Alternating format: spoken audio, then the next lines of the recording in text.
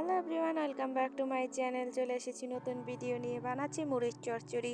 তো প্রথমে কড়াইটাকে গরম করলাম, তার উপরে দিয়ে দিলাম একটু তেল। তেল গরম করে দিয়ে দিচ্ছি পেঁয়াজের ভিতর দিয়ে দেবো একটু কাঁচামরিচ। পেঁয়াজটা ভালোভাবে ভেজে নিয়ে দিয়ে দেবো আলু। আগে আলু আগেই কুচিয়ে রেখে দিয়েছি। এর ভিতর দিয়ে দেবো হলুদ সামান্য, পরিমাণ মতো দিয়ে দেবেন। যতটুকু নেবেন তার পরিমাণ মতো দিয়ে দেবেন। তারপর দেবেন একটু মরিচ, যে যেরকম পছন্দ করেন। তারপর দিয়ে দেবো একটু লবণ, দিয়ে ভালোভাবে সব কিছু মাখিয়ে নেব।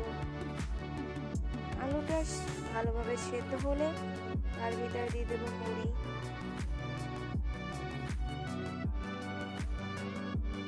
মুড়িটা দিয়ে ভালোভাবে মাখিয়ে নিতে হবে। এর ভিতর দিয়ে দেবো একটা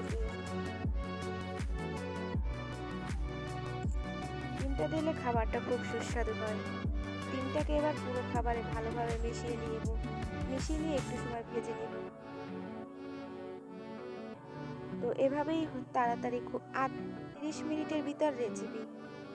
তো আমার রেসিপি হয়ে গেছে। ভালো লাগলে অবশ্যই ভিডিওটিকে সাবস্ক্রাইব করবেন। আর খেতে খুব সুন্দর হয়েছে, দেখতেও যেরকম খেতেও সেই রকম।